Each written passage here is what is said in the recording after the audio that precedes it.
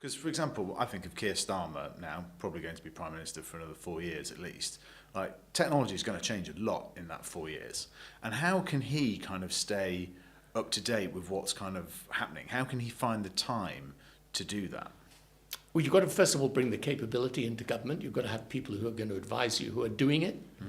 But, we've got some great technology companies and leaders in technology in this country, all of whom would be very happy to help. You've got Matt Clifford, who's advising the government at the moment, who's absolutely excellent, who's both done it and, there's a lot of knowledge about it. So we've got in DeepMind, we've got probably one of the finest, if not the finest artificial intelligence company in the world. So there's masses of stuff we can do.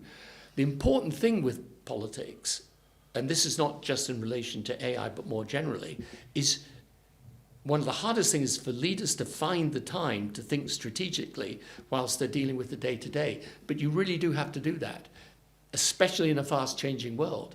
And one of the things I say to leaders today is that often there are technical areas in which the leader doesn't really need to know anything about the technicalities. They just need to know what the political decision or executive decision is. But in this area, I think you do need a certain amount of knowledge. And I've spent a lot of time over these last few years because technologies, I've understood its importance, but never tried to really understand the detail. But I have tried to do that in these last years. And I wrote a chapter in the book about it, which is, people can sort of mock us as sort of ChatGPT version of artificial intelligence. But, I really tried to go back and understand how we're now in a permanent revolution of technological change. And I do think it's necessary for leaders to have at least some basic knowledge today. And how did you do that learning? Like, how did you go about it? Because I think it's really interesting. I mean, you say in the book as well, I've been surprised, shocked, and more than occasionally appalled at how much I've learned since leaving office. Yeah, it's true. It's a terrifying thing. But how have you learned about it? Because I did find that the sort of history of AI and technology really interesting. Like, it is really interesting. Yeah, but I thought, like, it's in a way you could get ChatGPT to churn that out for you. But actually, you've got to understand it, right? And I think this is sort of the next level of education and learning that we perhaps don't understand yet. Yeah, so I spent an entire holiday, much to the irritation of my family, just poring over all of the... I literally went back to the telephone and Alexander Bell and all the rest of it, and how it all began, and then how, the first transistors were created, and then you realize and how computers developed, and then you get to this point where you start to understand that once you've got the mobile phone and the internet and the two are joined up, then you're creating this vast amount of data. And then you realize that the more data you create, then the better your artificial intelligence becomes. And then of course you get to the stage now where you've got these large language models where you're just training them on vast amounts of data.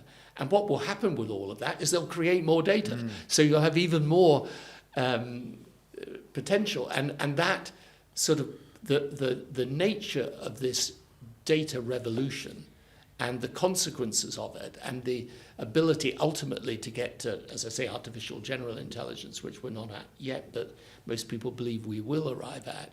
I mean, once you understand that, then, a lot of what you deal with in government becomes secondary to what the implications of that are for the way you govern.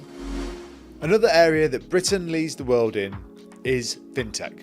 The applications, innovation and global footprint we have in the fourth industrial revolution gives us a great opportunity for growth.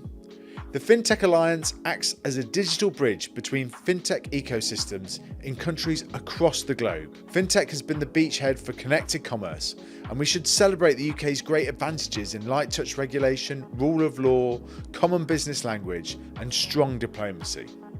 Find out more at fintech-alliance.com. What have you used ChatGPT for? Well, I've used it for just basic things like giving me information about, particular subjects. But I did a really interesting thing. the other day. So I was at some conference. I won't say which conference, and I won't say listening to the speech of which president, but I was listening to the speech of a president about his country and what it was doing in relation to renewable energy. And I thought, well, this is a really boring speech. And what's more, he's not really telling me very much at all. So I went off and put it through ChatGPT, name a country, what they were doing on renewable energy.